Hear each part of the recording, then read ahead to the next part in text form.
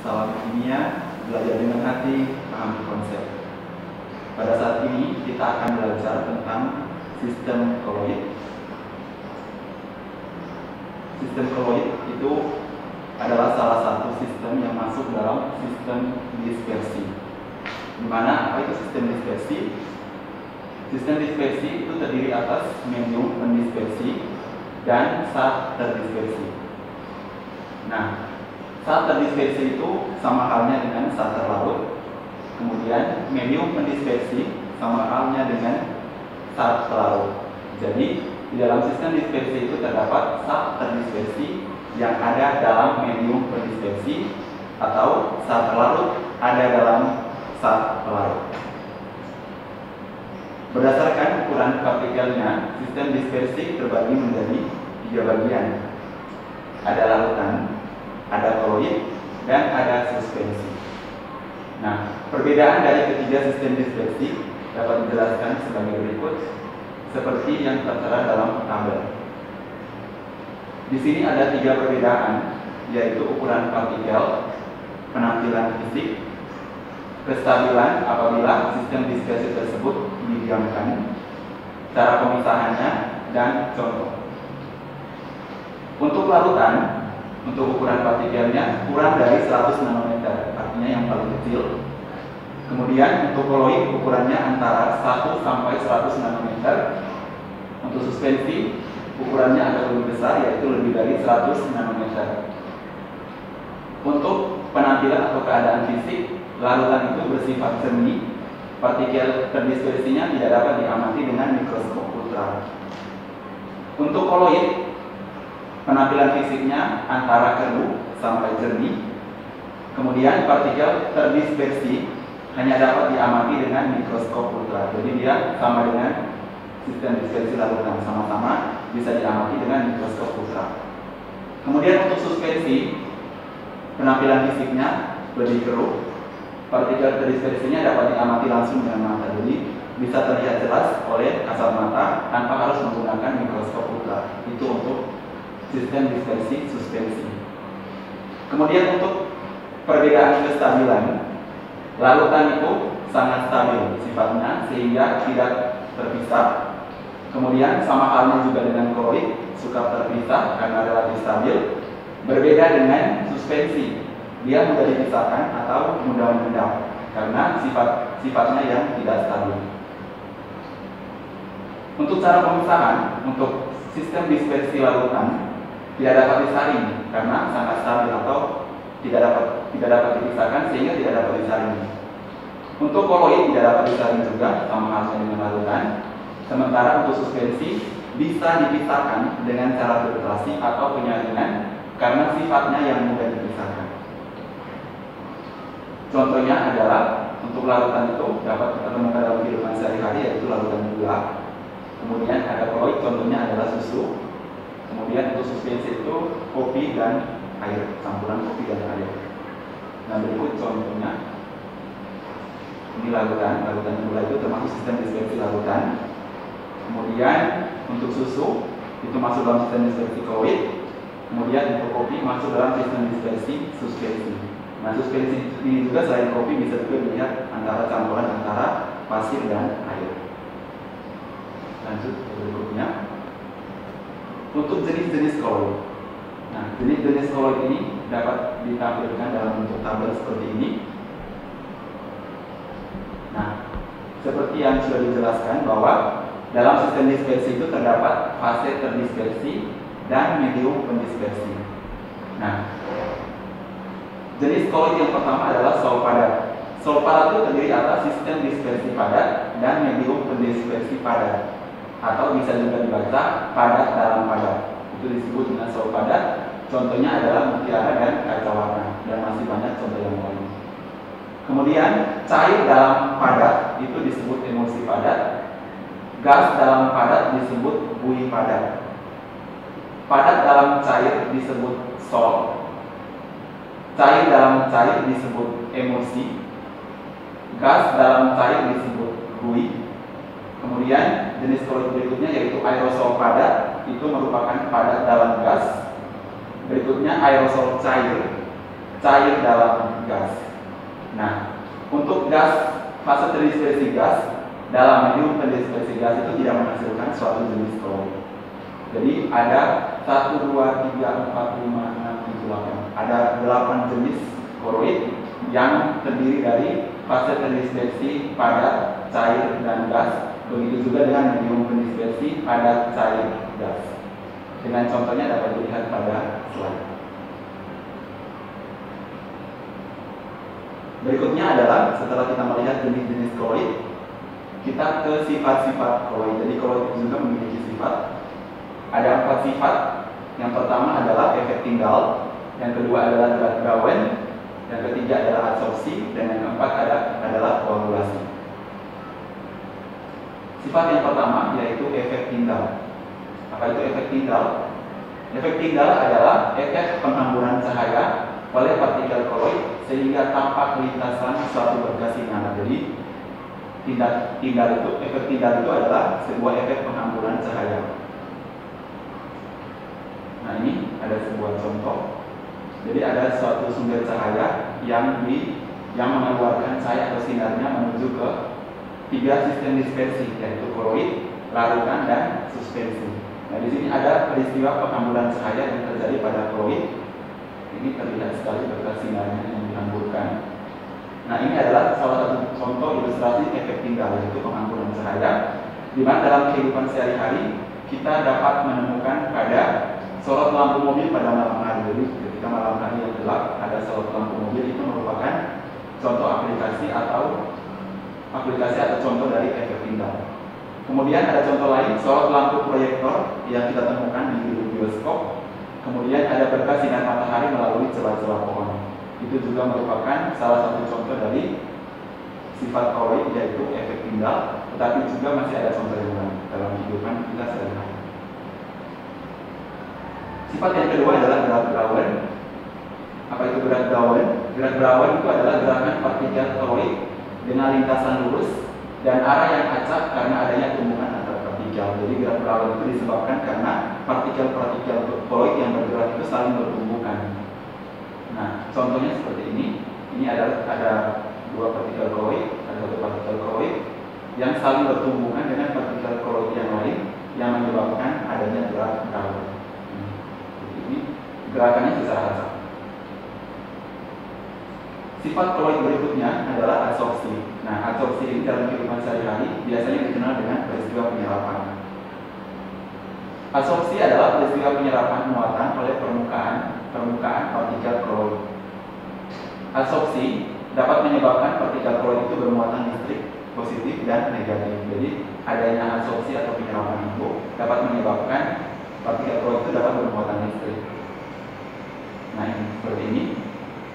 Ada koloid Fe2O3 X2O. Ini Fe2O3 X2O ini adalah koloid hidrat, artinya koloid yang mengandung air. Nah, ini dapat mengabsorpsi ion Fe3+. Jadi ion besi Fe3+, muatannya adalah 3+. Di sini ada 3 contoh partikel koloid Fe2O3 X2O yang menyerap Fe3+ di sekitarnya. Nah, ini merupakan peristiwa absorpsi atau penyerapan. Nah, dalam kehidupan sehari-hari kita bisa melihat pada peristiwa pemutihan gula tebu. Ini juga adalah satu proses penyerapan. Kemudian kerja norit dalam menyerap racun ini adalah obat norit untuk penderita sakit perut. Jadi racun-racun itu akan diserap dalam proses absorpsi. Ketika obat norit dikonsumsi, maka obat norit tersebut akan menyerap racun-racun yang ada dalam tubuh pasien tersebut. Kemudian yang berikutnya adalah penyerapan keringat oleh deodoran. Ini juga deodoran menyerap keringat. Jadi itu merupakan proses absorpsi, yaitu salah satu sifat koloid. Sifat koloid berikutnya adalah elektroforesis. Nah, apa itu elektroforesis? Elektroforesis terjadi apabila koloid diletakkan dalam medan listrik. Jadi apabila koloid diletakkan dalam medan listrik, maka partikelnya akan bergerak ke arah muatan listrik yang berlawanan dengan muatan koloid. Nah, itu merupakan peristiwa elektroforesis, peristiwa elektron, peristiwa muatan listrik. Nah, contohnya, contoh aplikasi dalam kehidupan dari elektroforesis adalah pengendalian kodrat dan identifikasi DNA. Jadi, ketika tenaga medis melakukan tes atau identifikasi DNA, maka mereka secara tidak langsung sudah menerapkan peristiwa sifat koloid yang namanya adalah elektroforesis. Kemudian di sini ada proses industri di pabrik. Di sini biasanya di pabrik-pabrik itu dilengkapi dengan alat pembuangan gas sisa asap. Jadi gas-gas atau asap hasil industri di pabrik itu akan dibuang melalui alat ini. Nah, ini juga namanya adalah peristiwa elektroforesis. Jadi zat-zat padat yang diendapkan, kemudian gas-gas buangan yang berasap itu dimasukkan ke dalam alat ini, kemudian dikeluarkan lagi melalui yang namanya cerobong asap. Itu merupakan contoh-contoh peristiwa elektroforesis dalam kehidupan. Yang berikutnya sifat koloid berikutnya adalah koagulasi. Nah, koagulasi ini sama dengan penggumpalan. Nah, kalau tadi absorpsi itu adalah penyerapan, kalau elektroforesis itu berhubungan dengan muatan listrik, itu sama dengan Browne.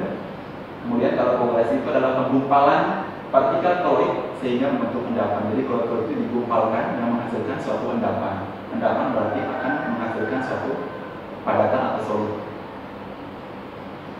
Nah, koagulasi itu disebabkan oleh dua faktor. Yang pertama adalah pencampuran koloid yang berbeda muatan. Jadi muatan positif bercampur dengan muatan negatif itu akan menyebabkan suatu endapan, yaitu hasil penggumpalan partikel koloid. Kemudian ada juga adanya elektrolit, yaitu zat atau spesies yang bisa mengantarkan listrik. Dalam kehidupan kita bisa temukan peristiwa sifat koloid koagulasi itu adalah pada pembentukan delta di muara sungai. Kemudian ada karet dalam lateks digumpalkan dengan asam format. Jadi asam format itu dapat menggumpalkan karet dalam lateks. Yang berikutnya pada proses pengolahan air besi dari lumpur itu dapat digumpalkan dengan suatu zat yang namanya adalah tawas. Itu merupakan proses koagulasi, yaitu salah satu penerapan sifat koloid dalam kehidupan. Yang berikutnya adalah kestabilan koloid. Nah, kestabilan koloid itu caranya adalah yang pertama menghilangkan muatan koloid. Jadi untuk menstabilkan koloid itu ada beberapa cara. Yang pertama menghilangkan muatan koloid. Nah, menghilangkan muatan koloid ini dinamakan dengan proses dialisis. Proses dialisis. Mungkin ini suatu istilah baru. Nah, proses dialisis adalah proses menghilangkan muatan koloid dengan cara memasukkan koloid ke dalam membran semi permeabel. Jadi membran semi permeabel itu membran yang berkonsentrasi tinggi yang bisa menyerap larutan atau zat dari konsentrasi tinggi ke konsentrasi rendah. Itu namanya membran semi permeabel. Nah, proses dialisis ini bisa ditemukan dalam proses cuci darah untuk penderita gagal ginjal. Nah, ini alatnya. Jadi darah dari penderita gagal ginjal itu akan dimasukkan ke dalam alat ini. Kemudian akan dilakukan proses dialisis. Nah, selanjutnya darah kotor hasil proses dialisis tersebut akan dikeluarkan.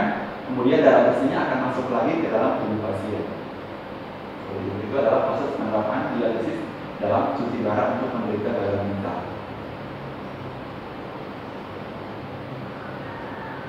Berikutnya untuk menstabilkan koloid dengan cara yang kedua adalah menambahkan stabilisator koloid. Jadi koloid itu bisa distabilisasi dengan cara stabilisator koloid. Yang pertama adalah emulgator. Jadi stabilisator koloid yang pertama adalah emulgator. Apa itu emulgator? Emulgator itu adalah zat yang ditambahkan ke dalam suatu emulsi, baik koloid cair dalam cair maupun koloid cair dalam padat. Jadi ada dua emulsi, emulsi cair itu cair dalam cair, emulsi padat itu adalah cair dalam padat. Nanti bisa dilihat lagi ke tabel jenis koloid itu ada dua emulsi, emulsi cair dan emulsi padat. Nah, itu juga merupakan salah satu contoh dari emulgator dengan tujuan untuk menjaga koloid agar tidak mudah terpisah. Jadi untuk menstabilkan partikel koloidnya. Nah, ini contohnya, contoh penerapan emulgator, penambahan emulsi itu adalah pada sabun dan pada deterjen.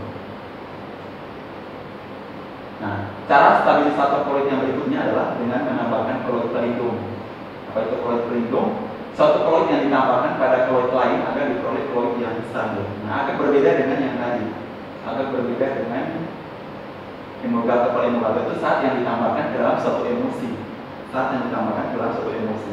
Tetapi kalau misalnya koloid pelindung itu koloid, bukan zat, tapi koloid yang ditambahkan pada koloid lain. Jadi campuran antara dua jenis koloid agar diperoleh koloid yang lebih stabil.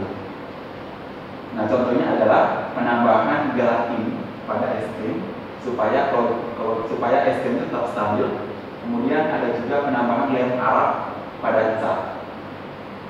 Seperti pada contoh itu merupakan penambahan koloid pelindung agar mendapatkan atau memperoleh koloid yang lebih stabil. Nah, bagaimana cara pembuatan koloid? Nah, pembuatan koloid ini ada dua cara, yaitu cara kondensasi dan yang kedua adalah cara dispersi. Jadi ada dua cara pembuatan koloid. Apa itu cara kondensasi? Cara kondensasi itu adalah cara pembuatan koloid dari larutan. Jadi larutan diubah menjadi koloid. Jadi larutan itu sebenarnya bisa diubah menjadi koloid dengan cara kondensasi. Nah, kemudian apabila kita ingin membuat koloid dari suspensi, maka kita menggunakan cara dispersi. Ini ada perbedaan. Dispersi adalah cara pembuatan koloid dari suspensi ke koloid. Kalau dari larutan ke koloid kita menggunakan cara kondensasi. Nah, ada beberapa contoh untuk membedakan cara kondensasi dan cara dispersi. Yang pertama adalah cara kondensasi. Di sini ada 3 contoh, yaitu ada reaksi hidrolisis. Nah, reaksi hidrolisis itu adalah reaksi suatu saat dengan air. Itu hidrolisis. Reaksi suatu saat dengan air. Kemudian ada reaksi redoks, itu reaksi reduksi oksidasi, di mana terjadi kalau misalnya dihitung biloxnya atau bilangan oksidasi akan mengalami kenaikan atau penurunan bilangan oksidasi. Atau menerima dan melepaskan oksigen atau menerima dan melepaskan elektron, itu merupakan reaksi redoks. Itu juga salah satu cara kondensasi. Kemudian ada pertukaran ion dari ion ditukarkan. Jadi ini seperti H2S ditambah dengan AS2O3 akan menghasilkan AS2S3 tambah 3H2O. Jadi beberapa ion dari beberapa atom penyusun senyawa ini akan ditukarkan. Itu merupakan 3 contoh reaksi dengan cara kondensasi pada cara pembuatan koloid. Kemudian berikutnya adalah cara dispersi. Nah, cara dispersi ini juga ada beberapa cara, yaitu yang pertama yang mekanik. Cara mekanik adalah penggerusan. Mekanik itu sama dengan penggerusan partikel hingga tingkat kehalusan tertentu lalu didispersikan ke dalam medium pendispersi. Jadi mekanik itu digerus dulu partikelnya, kemudian kita mendapatkan saat terdispersinya, kemudian didispersikan lagi ke dalam medium pendispersi supaya kita mendapatkan sebuah zat baru dan lebih halus. Nah, contohnya adalah pembuatan solvent. Kemudian cara dispersi yang kedua adalah cara perpisasi, yaitu pemecahan. Pemecahan endapan menggunakan zat pemecah sehingga berukuran koloid. Jadi pembuatan koloid dengan cara endapan itu dipecahkan. Contohnya adalah agar-agar dipeptisasi dengan air. Jadi ada perbedaannya. Kalau mekanik itu penggerusan partikel menjadi lebih halus. Kalau peptisasi itu endapan dipecahkan untuk mendapatkan hasil zat baru yaitu koloid yang berukuran kecil. Kemudian berikutnya adalah booster breeding atau loncatan listrik. Jadi ini sudah menggunakan listrik hanya untuk membuat sologam. Jadi sologam itu biasanya menggunakan booster breeding, yaitu salah satu penerapan dari cara dispersi. Nah, ini ada cara-caranya. Logam dicelupkan dulu ke dalam medium pendispersi. Ini adalah cara booster breeding. Logam dicelupkan ke dalam medium pendispersi, kemudian dihubungkan ke elektroda. Nah, elektroda itu semacam suatu katoda dan anoda yang bisa menghantarkan listrik atau yang bermuatan. Kemudian elektroda tersebut akan dialiri listrik. Setelah itu baru uap logam hasil ini akan dihasilkan dan terdispersi ke dalam medium pendispersi menjadi partikel koloid. Jadi hasil akhirnya harus koloid karena kita membuat suatu koloid dengan cara dispersi, yaitu booster breeding atau loncatan listrik. Kemudian koloid dan polusi. Nah, di sini apabila koloid dan polusi itu bergabung akan menyebabkan masalah lingkungan. Nah, masalah lingkungan yang terkait dengan koloid adalah disebut dengan asbuk. Asbuk itu adalah kepanjangan dari singkatan dari asap dan kabut. Nah, apabila asap dan kabut bergabung, apa yang terjadi? Nah, seperti diketahui bersama bahwa kabut itu adalah dispersi partikel air dalam udara atau dispersi yang terbentuk dari zat cair. Fase terdispersinya cair dan medium pendispersinya adalah gas. Nah, apabila asap yang berasal dari bumi bergabung dengan kabut, maka kabut akan menghalangi asap naik ke atas, sehingga asap yang mengandung belerang dioksida atau SO2 akan menyebabkan iritasi paru-paru dan menyebabkan batuk. Jadi, ketika asap dan kabut itu bergabung, maka akan menyebabkan iritasi paru-paru dan menyebabkan batuk apabila asap yang dari bumi naik ke atas akan dihalangi oleh kabut. Demikianlah materi koloid, semoga bisa dipahami. Salam kimia, belajar dengan hati, pahami konsep. Terima kasih.